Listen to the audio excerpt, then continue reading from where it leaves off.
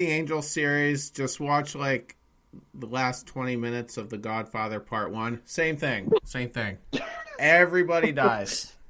And that's what happened. We swept them just like we did in April. And yeah, we killed them.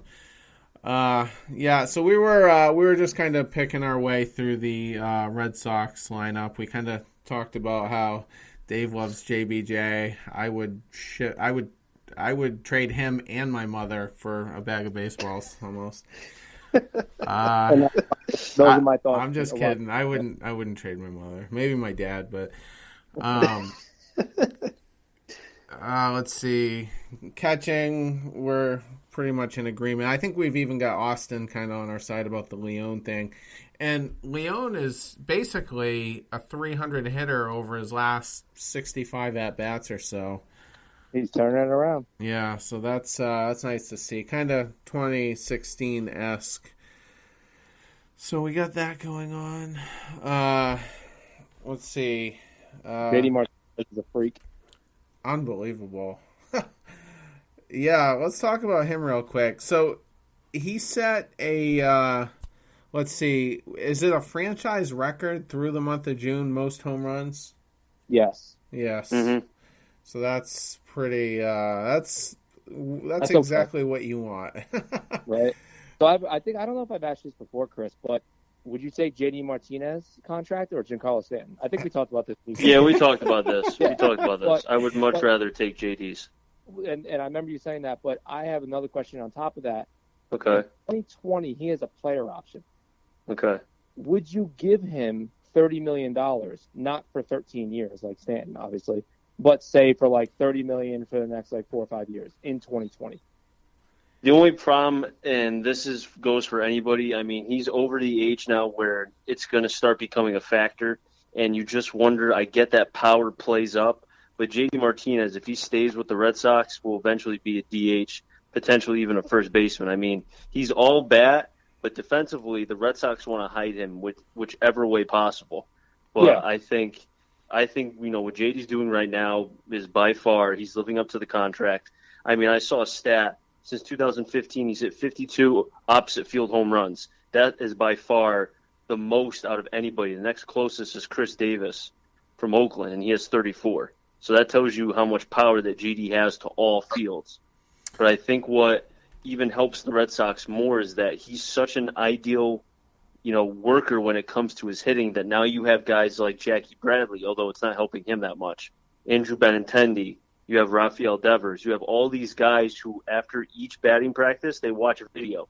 They record themselves and they watch it. So JD Martinez the Red Sox are getting for what their money's worth on the offensive side, but in terms of the pregame, they're getting everything they need because he's a perfect role model for those guys.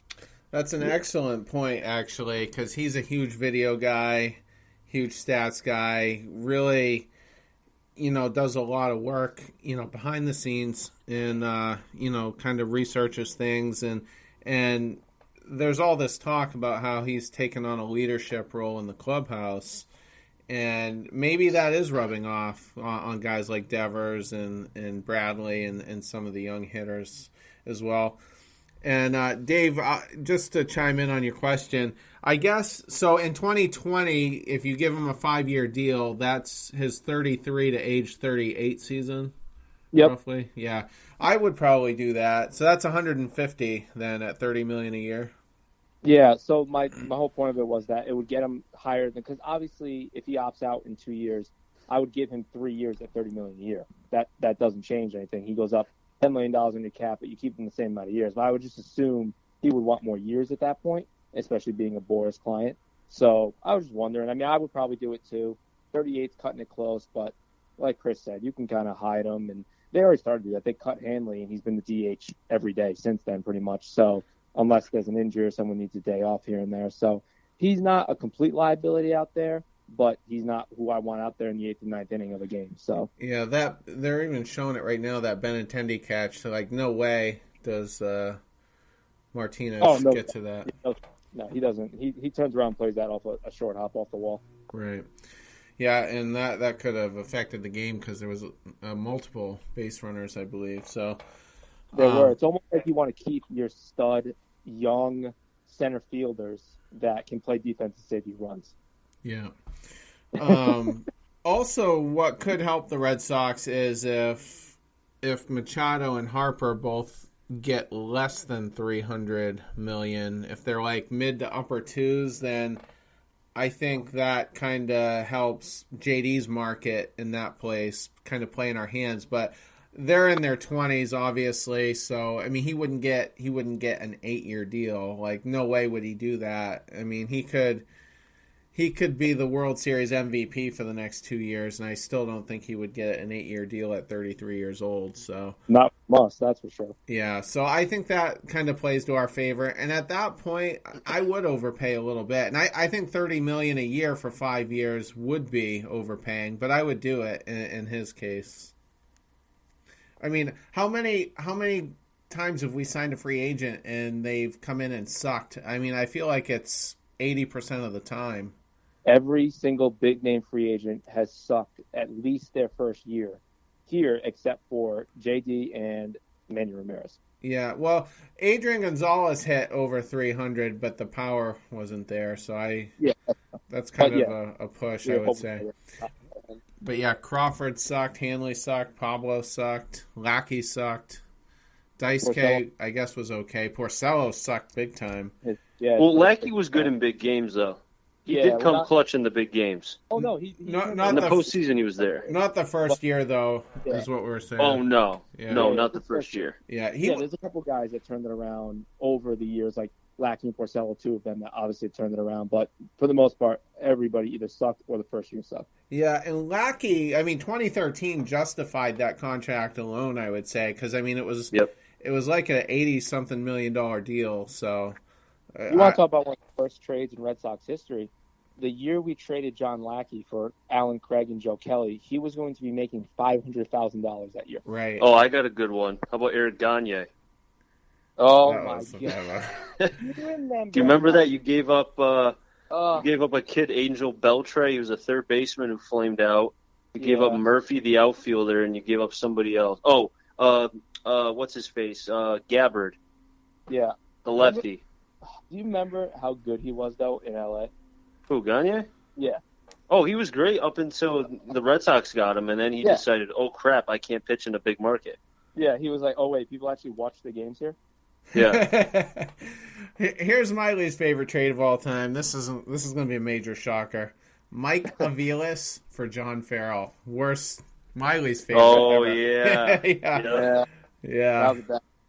That Lackey one really hurts because a couple of years ago in the playoffs, I would have really, really liked to have Lackey going in there instead of like Clay Buchholz, in game 3. Yeah, I mean, I think we finished last that year. That would have been 2015. So yeah, I don't know if it would have worked out for us, by having him still. But he was a great pitcher that year for I think St. Louis and got them into the postseason. So that was his, for the listening audience, that was a $500,000 option basically. Yeah, because if he were to miss a season, then that triggered and it did. And but we did get Joe Kelly from it. I mean, we did. Another guy who sucked coming here. I know that he pitched in the rotation for a little bit. It was actually pretty decent, but a guy that up until this year I was all set with. Like last year, I actually was at the Joe Kelly Tyler Austin game, the brawl this year, and I was sitting there, and Joe Kelly came up, and I had to go to the bathroom, I had to get a beer, and I said to my buddy, I literally can't stand watching Joe Kelly fucking pitch, so let's just go to the bathroom now because I can't deal with it. Because he just throws the ball down the pipe 100 miles an hour, it doesn't move. And then he goes and fights Tyler Austin. I come out of the bathroom, staring at a little 9-inch TV in Fenway, and then he's been unbelievable this year because he developed another pitch and actually has balls now. So I don't know what happened to Joe Kelly, but I'm all about it now. Yeah, I'm trying to. My computer's slow. I really think he kind of flew under the radar last year, though, with his. He did. He had a good year last year. He was 57 innings pitched, a 1.197 WHIP with a 2.81 ERA. Yeah. WHIP was literally a tad tick high, but it was one of those things where he struggled at the beginning of the year and then kind of like brought it back together at the end. But it was a quietly sneaky good year. And then the ones before that weren't great really at all. So really happy that he started this year. Obviously the first game of the year he came in was really bad. But if you just take one game out of the entire year, he's been nails pretty much all year. I had high hopes before the 2016 season because when Farrell was out with his cancer leave and Lovullo was pitching, Kelly went on an 8-0 run as a starter. And I just thought, oh man, maybe he's finally got it. And then he struggles in early 2016. I think he missed kind of half the year, and then kind of started to salvage himself in the second half as a reliever, and it just kind of has progressed from there. But yeah, and he's going to be a free agent this year, as we've discussed. So it'll hopefully they'll find a way to retain him. I'm sure they will at this point. Yeah, he's good for the clubhouse as well. So you like to keep those guys.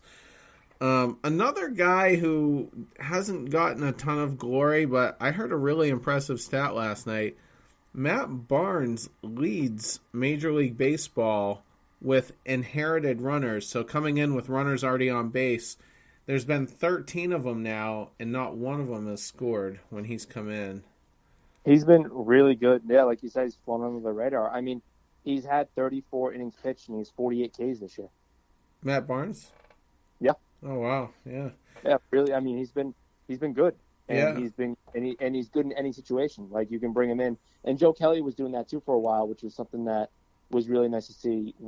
There was a stretch of 4 games in a row. Joe Kelly came in with the bases loaded. It felt like, realistically, like 3 or 4, and got him out of the jam. Well. Yeah, and to have Matt Barnes do that is such a big thing to add to it, especially for the playoffs. It's good to see. Yeah.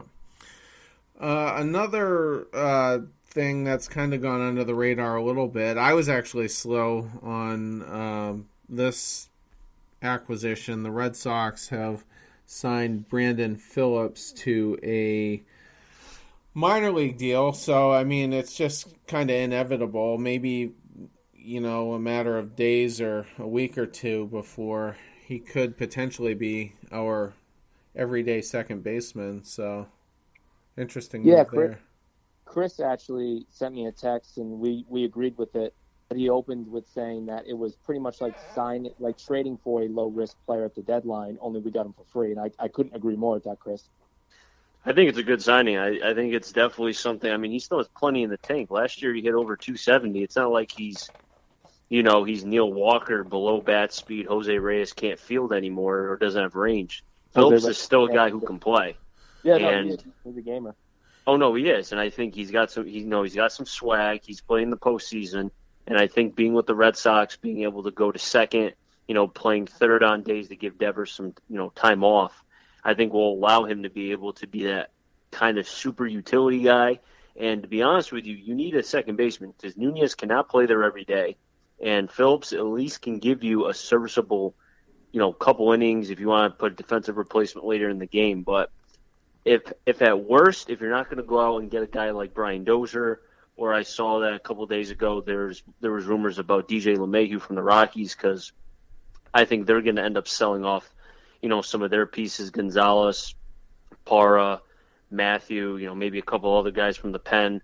But other than that, if you're not going to go out and get them because the farm system being so lowly ranked right now and doesn't have a lot of premier prospects to trade, Phillips is a good flyer to have just to see what he has left.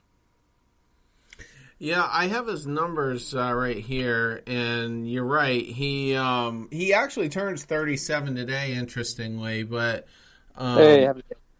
but yeah, he hit 285 last year between Cincinnati and that was between the Angels and the Braves. So that's pretty good. 291 in 2016, 294 in 2015. So basically a 300 hitter almost the last 3 years, and double-digit home runs each time and upwards of 60 to 70 driven in. So that's a nice complementary piece for the Red Sox to kind of put in there somewhere, probably in their 6 to 8 hole somewhere.